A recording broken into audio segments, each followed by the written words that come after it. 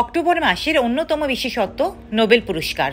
প্রথা অনুযায়ী প্রতি বছর অক্টোবর মাসের প্রথম সোমবার নোবেল বিজয়ীদের নাম ঘোষণা শুরু হয়। সে হিসেবে গতকাল 7 অক্টোবর চিকিৎসা বিজ্ঞানে নোবেল বিজয়ীদের নাম ঘোষণা করা হয়। এবছর যৌথভাবে নোবেল পুরস্কার পেয়েছেন ভিক্টর অ্যাম্ব্রোস ও গ্যারি রুবকুন। মাইক্রো আরএনএ আবিষ্কার ও পোস্ট ট্রান্সক্রিপশনাল জিন নিয়ন্ত্রণে ভূমিকার জন্য এবছর তারা নোবেল পুরস্কার পেলেন।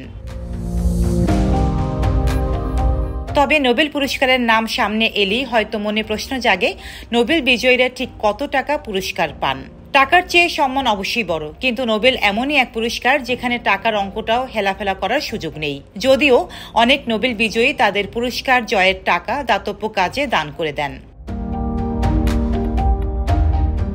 1980 সালের আগ পর্যন্ত নোবেল বিজয়ীরা যে পদক পেতেন সেটা ছিল 23 ক্যারেট স্বর্ণের।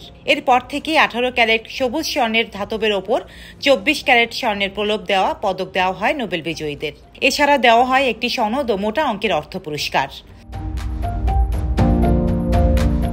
শুরুতে নোবেল বিজয়ীদের প্রায় 1.5 লাখ ক্রোনা দেওয়া হতো।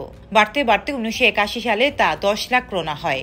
এরপর পুরস্কারের আর্থিক মূল্য দ্রুত বাড়ানো হয়। 2001 সালে প্রথমবারের মতো এর পরিমাণ 1 কোটি ক্রোনা হয়। সর্বশেষ এবছরের জানুয়ারি মাসে বাড়ানো হয় নোবেল পুরস্কারের আর্থিক সম্মানী।